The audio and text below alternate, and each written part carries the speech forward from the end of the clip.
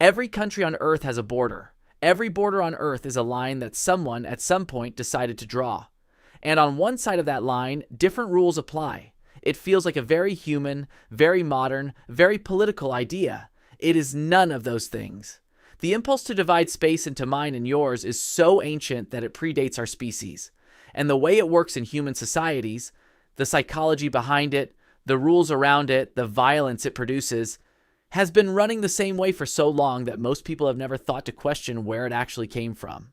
Before there were countries, before there were borders drawn on maps, before there were even humans, there was territory. Almost every animal species that lives in stable groups maintains some form of territorial boundary. Wolves mark the edges of their range with scent. Birds sing from prominent positions to announce the limits of their patch. Chimpanzees patrol the borders of their community's territory in organized groups and respond to intrusion with lethal violence. This is not metaphor. Chimpanzees conduct what primatologists have documented as territorial raids. Groups of males moving silently in single file to the edges of their range, attacking solitary males from neighboring communities and expanding their territory by eliminating competitors. Our closest living relatives maintain territory through organized violence. The behavior predates our lineage by millions of years. We inherited it. For most of human evolutionary history, territory was not a line on a map. It was a mental map in a mind. Hunter-gatherer groups maintained what anthropologists call a home range, a known area within which they moved, foraged, hunted, and lived. They knew every water source, every seasonal fruit tree, every salt lick, every game trail within that range.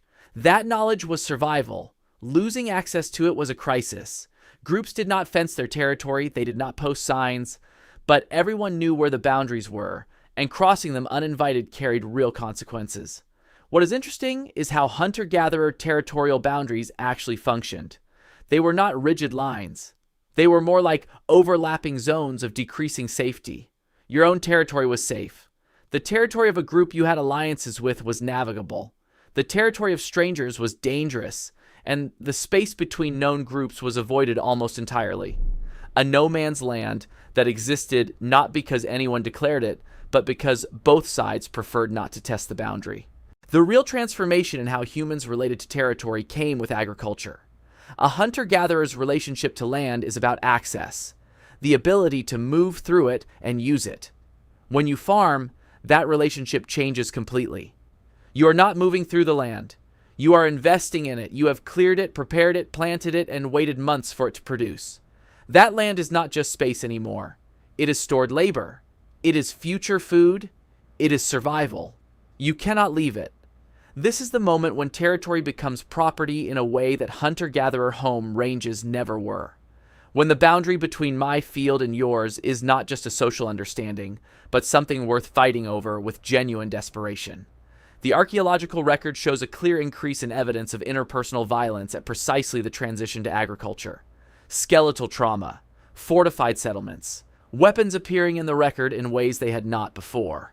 The investment in land created a new kind of conflict. Not over access, but over ownership. So, when did ancient humans first draw a border? In one sense, they never stopped. The territorial impulse was already there before we were human. What changed was what the territory contained.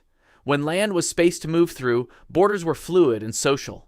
When land became something you had invested in, cleared, planted, and depended on, borders became something worth dying for.